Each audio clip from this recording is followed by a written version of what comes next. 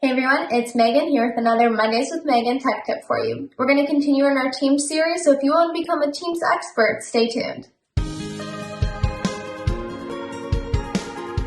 Alright, so this week we're going to talk about using Microsoft Teams and how to send a message from Microsoft Teams to Outlook.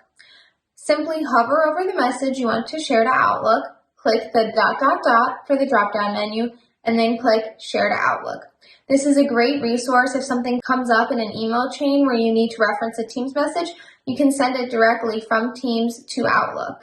From the Outlook email that the person receives, they can also hop in directly to Teams because there's a link that says go to Teams and view the message there. I hope this tip is super helpful for you guys. For more information, head to easyit.com or reach out to me directly at megan@easyit.com.